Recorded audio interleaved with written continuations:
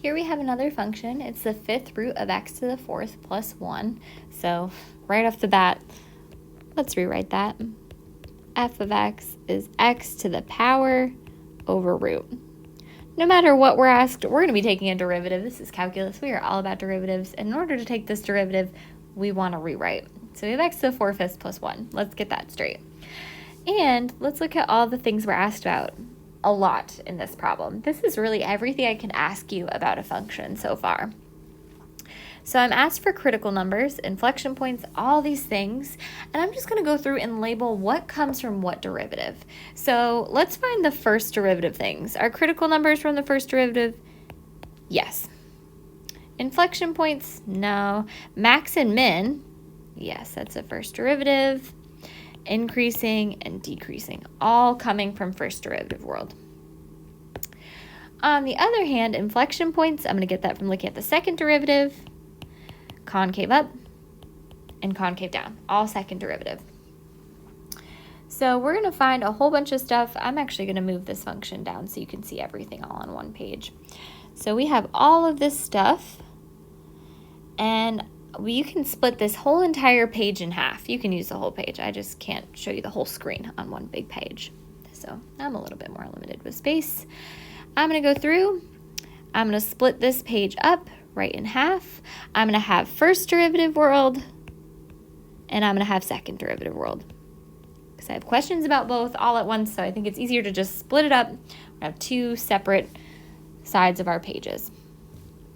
So on the left side, I'm going to work with the first derivative. That's going to tell me critical numbers, increasing and decreasing, relative max and min. So my first derivative of this function is going to be 4/5 x to the, and I need to do 4/5 minus 1, so minus 5/5. 4 minus 5 is going to give me negative 1/5. And that needs to be set equal to 0 because we're going to make a sign chart out of both our derivatives. This one is not a factoring problem because it doesn't have an x squared. It's not a linear equation because it's not mx plus b. It is one where we just need to put it in the denominator. So f prime of x is 4/5, and negative exponents go in the denominator. Then we get to think what makes the top 0 and what makes the bottom 0. Well, 4 in the top can never be 0. 4 is always 4. In the bottom, I have 5 times something, and I want it to be 0, so that something must be 0. Only 5 times 0 will give me 0. So there's my first critical number, and I hesitate calling it a critical number because remember, critical numbers have to be allowed to be plugged into the original. So let's check this is really a critical number. Let's do f of 0 before I fill it out as a critical number. The rule with a critical number, it doesn't matter if you have a sign change on your sign chart. You don't need it to change like an inflection point does, but it does have to be a number on the graph. So grab your calculator. Let's plug into the original. Can you do 0 to the 4/5 plus 1? Are you allowed to do that? Yeah, 0 to any power is 0, plus 1 is just going to be 1. F of 0 equals 1. So yes, that's definitely a critical number. It makes the derivative 0, or in this case, it makes f prime undefined, which is the other thing a critical number can do. And it goes into the original. It's part of the domain. So it's a number on the graph. We're going to call it a critical number. The rest of the information comes from my second step. So my first step, we made the derivative 0, or in this case, undefined. My second step is making a sign chart. You guys have more room because you have the whole page. I just wanted to keep this all on one screen. So I'm going to put the 0 in here. I'm going to label it. This is special. This makes f prime undefined. Made us divide by 0. I can choose any number to the left of 0. I'm going to choose negative 1. I'm going to plug into this simplified form of the derivative that I have here. So the top, 4 is always 4. The top is always positive. And then I have two factors in the bottom. The first factor is 5. 5 is always positive. And the second factor, I might need to grab my calculator. Negative 1 in parentheses to the 1/5. Well, negative 1 to the first is going to be negative 1. And then when you take the fifth root of it, it's going to stay negative. So you end up with a positive divided by a negative, which is negative. Be careful here. We're back in first derivative world. Does negative mean decreasing or concave down then? First derivative is negative. That's what I plugged into. A negative first derivative means decreasing. Okay. After 0, I can plug in anything that I want to. I'm just going to be boring and plug in 1. Plug into my first derivative. The top is 4, so that's a positive number. The bottom is a positive 5, which is going to stay positive. So really, the only thing I need to check is what is 1 to the 1/5? Well, 1 to any power is always 1. So that's going to stay positive. Positive divided by positive is going to be positive. We are talking about the first derivative here, so I switch from decreasing to increasing. It might not look exactly like this, but it's something that's decreasing to increasing. So does that give me a relative max, min, or neither? Decreasing to increasing is a relative min. So as I go through here and I try to fill out more answers, I have my critical number. I had one critical number, so it could be a max, min, or neither. And it would happen to be a min. So for max, I'm going to say none. I only have one critical number, and it happens to be a min. So for my min, it's at 0 and asks for the point. Well, it's kind of nice because I already plugged this into the original. You plug into the original for a y value, and I got 0, 1. And you could grab your calculator if you didn't already and check that, but it is 1 when you plug it into the original. And now I need to fill out decreasing and increasing. So when I do, I remember negative infinity is to the left, positive infinity is to the right. So my first interval before 0, negative infinity to 0 was decreasing.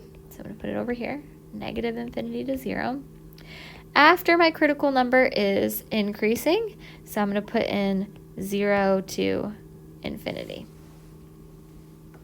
All coming from that first derivative sign chart. The first derivative tells us a lot. Okay, we're going to do the same exact thing now, but with the second derivative. So I'm going to take my first derivative, either form, and take the derivative of it. So let's think about which one's going to be easier to take the derivative of, the one that has it rewritten as a negative exponent or the one with x in the bottom.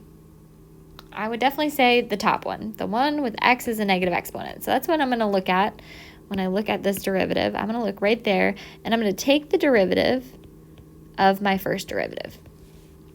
So I'm going to bring down the power, which is going to give me 4/5 times negative 1/5, and subtract 1 for the new power. So I have x to the negative 1/5 minus 1 is 5/5. So I have negative 1 minus 5 is going to give me a negative 6/5. Or, of course, you can use your calculator. I'm setting that equal to 0. It's not a factoring problem because it doesn't have an x squared. It's not a linear equation because it's not an mx plus b. It's a negative exponent, so I need to use fractions and set the top and bottom to be 0. So I'm going to simplify this fraction by multiplying the top with the top. So 4 times negative 1 is going to be negative 4. And the bottom with the bottom. 5 times 5 is 25. You could also use your calculator. 4/5 times negative 1/5 gives you negative 4 over 25. And then the x to the negative 6/5 gets put in the denominator as being positive. And I'm setting that equal to 0. And then I'm thinking about what makes the top 0 and what makes the bottom 0. Well, the top is negative 4. That can never be 0. Doesn't have an x. Negative 4 is always negative 4. And then I have 25 times something has to equal 0. So that something must be 0. This makes f double prime undefined because it makes us divide by 0. Is this our point of inflection? Not necessarily, right? It has to have concavity change. So this is a possible point of inflection. It makes the second derivative undefined, which is good, but doesn't have a change in concavity. That'll determine whether it's an inflection point or not. So let's make ourselves a sign chart out of it. So our second step, just finished step 1, step 2, let's make a sign chart. We're going to put 0 on it. It's special because it makes f double prime 0. So I noticed that my special number for the first derivative and the second derivative are the same. So a question you might have, is that always true? No, it's usually actually not true. They're usually different numbers, but sometimes they just so happen to be the same. They're both 0. That's okay for this one. So I can choose -1 to the left. I'm plugging into my second derivative now. So the top of the second derivative is -4. So my numerator is negative. My denominator here, my first factor, is 25, which is positive. And then I need to plug into my calculator. -1 to the 6/5. Well, -1 to the 6 is going to be positive, and then when you take the 5th root, it's still going to stay positive. So you should get a positive in your calculator. And make sure you put that -1 in parentheses if you got a negative. It's just because you were missing them. So negative divided by a positive is going to be a negative. Careful interpreting this. The second derivative is negative, which doesn't mean decreasing. It means concave down. After 0, I can plug in anything I want to. I'm going to plug in 1. In the top, -4 is going to be -4, so the top is going to be negative. In the bottom, I have a 25, which is a positive. And then I have 1 to the 6/5, which is going to be positive. So a negative divided by a positive is going to be a negative again. So it's still concave down. So is this an inflection point? No, because the concavity didn't change. It would have to be concave down to concave up, or concave up to concave down. So for inflection points, that's awesome. I just get to write none.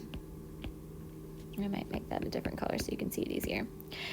I like that it's none because I don't have to plug in and find a y value for that point. So it's actually easier to just not have a point, just like it was easier to have the max and have the min.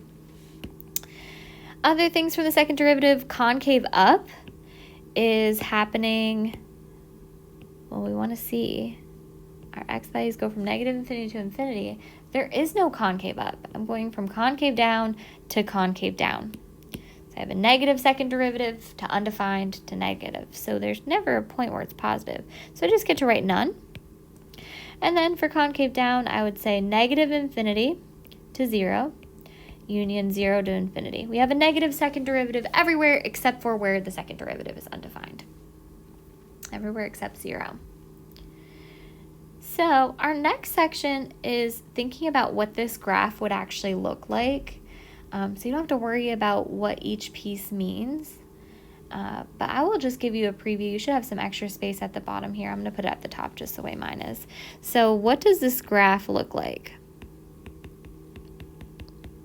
So the first piece before 0